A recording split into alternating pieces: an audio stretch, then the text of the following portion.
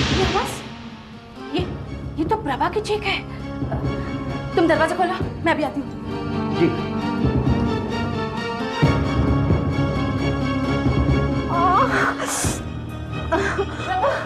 क्या हुआ प्रभा? देखो ना दीदी, बहुत दर्द हो रहा है, कितना खून बह गया। अरे ये उंगली कटी कैसे? कैंची से। अच्छा इधर आ, इधर। बहुत दर्द हो रहा है दीदी। यहाँ बैठ, मैं अभी दवा मंगाती हूँ और बैंडेज करती हूँ। हाँ ठीक हो जाएगा। पार्वती जल्दी से फर्स्ट एड का बॉक्स लेके आ। लीजिए दीदी।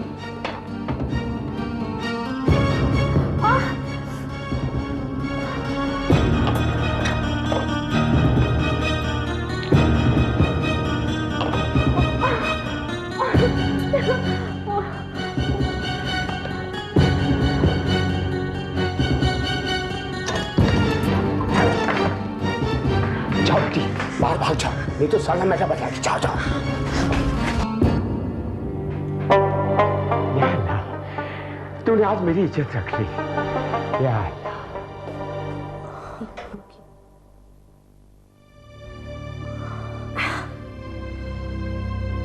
तू जा। आइंदा कोई भी काम ध्यान से करना। इतनी बड़ी हो गई लेकिन अकल नहीं आई। ठीक है?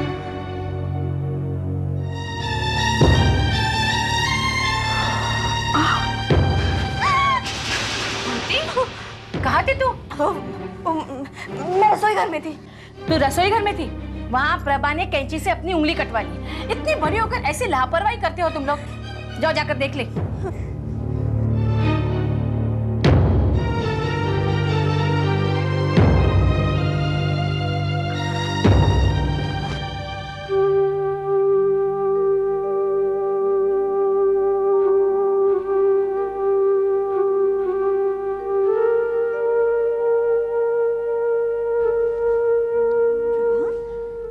ये क्या हुआ? कैंची से अपनी उंगली काट दी। लेकिन क्यों? तुम्हारे लिए। अरे तुम्हें ऑफिस से बाहर निकालना था ना, इसके लिए ये सब करना पड़ा। प्रभा, तूने मेरे लिए अपना खून बहा दिया। इतना सा तो खून बहा, इसमें बड़ी बात क्या है?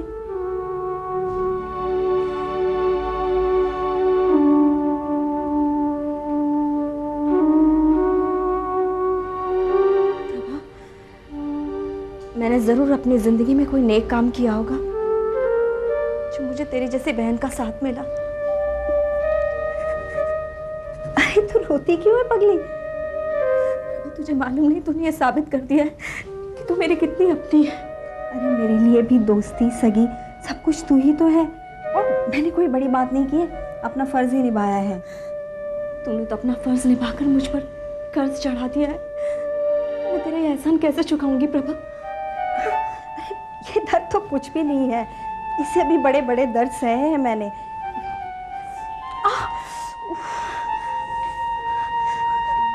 दर्द हो रहा है ना? छोड़। अरे सच कह रही हूँ, इस दर्द का मुझे कुछ नहीं होता। इस दर्द में भी बड़ा मजा है।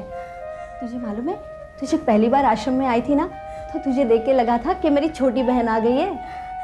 मेरी किस्मत भी बहुत अच्छी है, वरना तेरी जैसी बहन का साथ हर किसी को नहीं मिलता है। ये सब छोड़, ये बता ऑफिस जाने का कुछ फायदा हुआ? करण का पता मिला? मैंने ऑफिस का एक एक कोना छान मारा, लेकिन कोई फायदा नहीं हुआ। मुझे तो डर लगता है कि ये पता ढूंढने के चक्कर में तू अपने आप के लिए कोई बड़ी मुसीबत ना खड़ी कर दे। मैं अपने बेटे का पता तलाश करने के लिए कोई मौका नहीं चूकना चाहती, और अगर मुझे कोई मुसीबत आ गई तो तेरा साथ है ना मेरे साथ?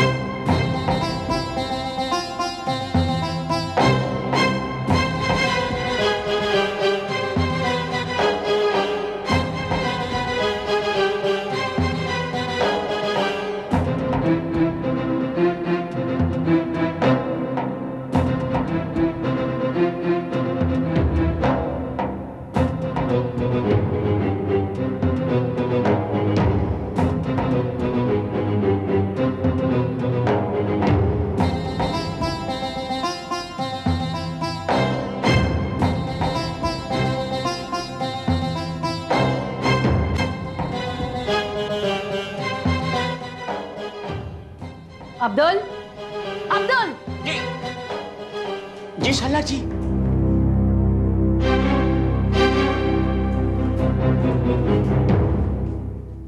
यहाँ कोई आया था? नहीं नहीं सरला जी, यहाँ कोई क्यों आएगा? ऑफिस में तो ताला बंद था। तो फिर ये ऑफिस की ऐसी हालत कैसे होगी? ये फाइलें इस तरह तो नहीं थी। ये तो मुझे नहीं मालूम, लेकिन ताला मैंने अपने हाथों से बंद किया था। झूठ तो नहीं बोल रहे हो तुम? क्या कह रही हैं आप? मैं आपसे क्यों झूठ बोलूंगा? आपको कहीं मुझ पे शक तो नहीं हो रहा है ना? नहीं, तुम पर नहीं। फिर किस पर? तुम जा सकते हो।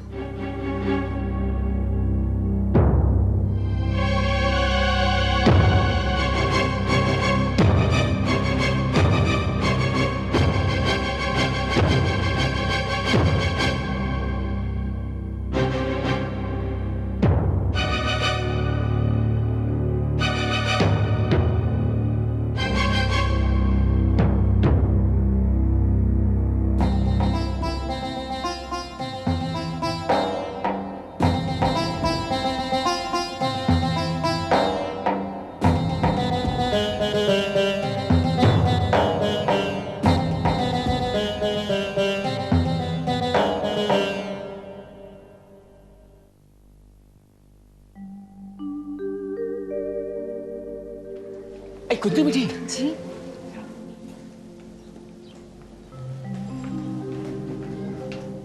कुंती बेटा, सरला ने तुमसे कोई पूछताछ की? नहीं, आपकी और प्रभा की वजह से मैं बच गई चाचा। लेकिन उन्हें शक हो गया है कि उनकी गैर हाजिरी में ऑफिस में कोई आया था। क्या? हाँ, उन्होंने मुझसे पूछताछ की। जिंदगी में पहली बार झूठ बोलना पड़ा बेटा। चाचा, मेरी खातिर आपको क्या कुछ नहीं करना पड़ रहा है। नहीं बेटे, सही मकसद से किया हुआ काम कोई बुरा नहीं होता। और बेटी, तेली एक तो क्या, 1000 झूठ भी बोलना पड़े ना, मैं बोलूंगा बेटा। हाँ।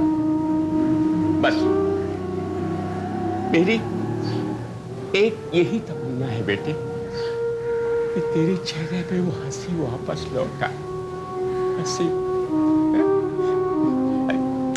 जा तू जा, कहीं सरला जी ने देख लिया तो फिर पूछताछ करना शुरू कर देगी।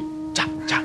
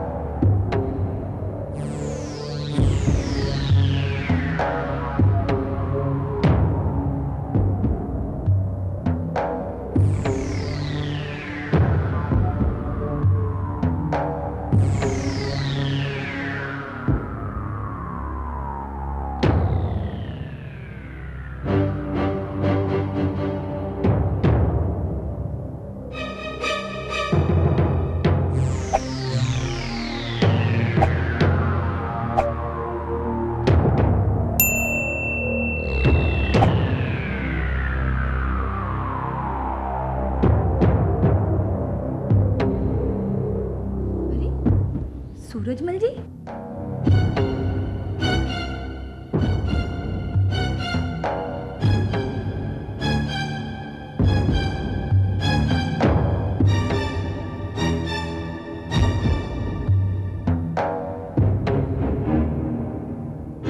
और ये लोग आश्रम का मुआयना क्यों कर रहे हैं?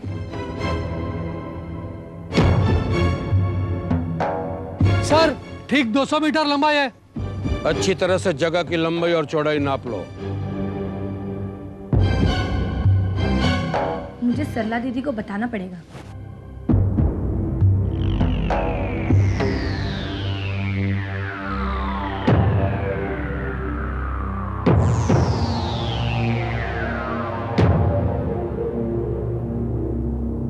और एज इट इज किसी भी तरह की प्रॉब्लम होती है तो हम इस बिल्डिंग को गिराकर नई मल्टी स्टोरी बिल्डिंग भी बना सकते हैं।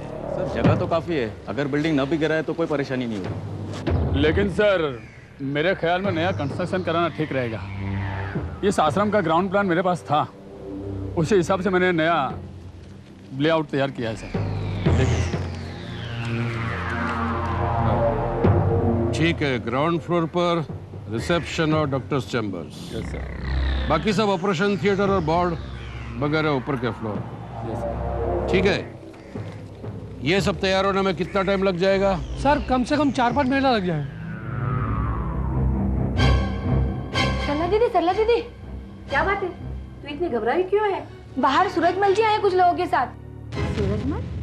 हाँ, आश्रम का मुआयना करने के लिए। आश्रम का मुआयना? चल मेरे साथ।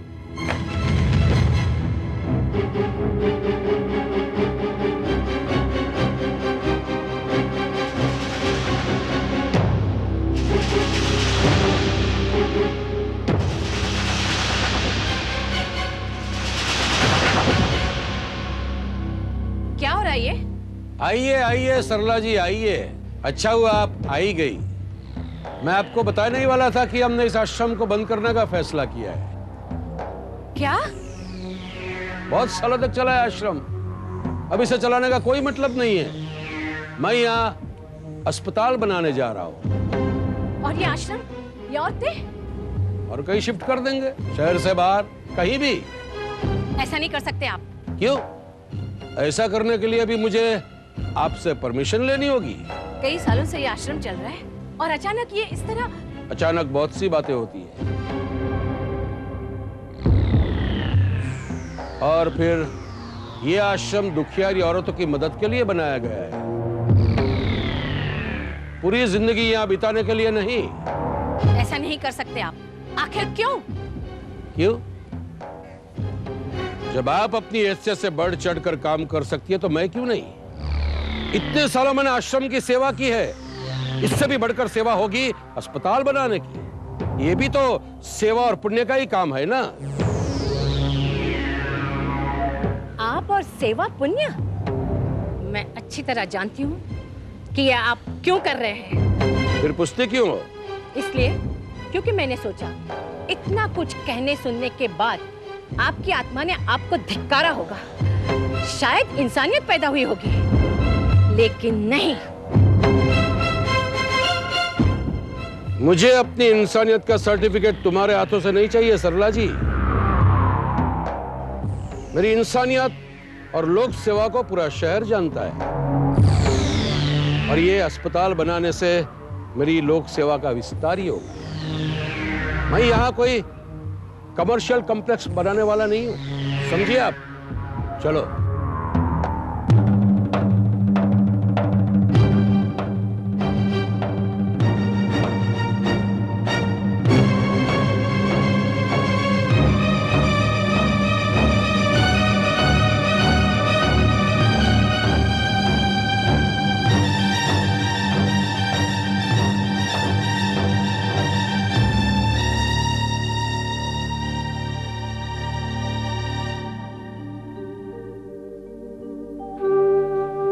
सरला दीदी? मेरी तो कुछ समझ में नहीं आ रहा। जिस आश्रम को मैंने इतने साल ईमानदारी और मेहनत से चलाया है, उसी को आज सूरजमल खत्म कर देना चाहता है। लेकिन सरला दीदी इस तरह अचानक? आखिरकार मर्द है ना, अपनी अकड़ दिखाने के लिए हमें ठोकर मारना चाहता है। लेकिन वो ऐसा कैसे कर सकता है? हम सब कहाँ जाएंगे? एक न एक दिन तो हम सबको यहाँ से जाना ही था, पर ये सब इतनी जल्दी हो जाएगा ये मुझे नहीं मालूम था। मालूम होता तो क्या कर लेती? कम से कम कुछ ना कुछ तैयारी तो कर ही सकते थे ना। सरला दीदी, उनके इस फैसले की वजह क्या है मैं अच्छी तरह से जानती हूँ। मुझे भी पता है, वो चाहता है कि हम सब उसकी कठपुतलियां बने, लेकिन ऐसा हरगिज नहीं होगा। सरला दीदी, आप उनसे बात क्यों नहीं कर लेती? हम सब आपके साथ चलेंगी।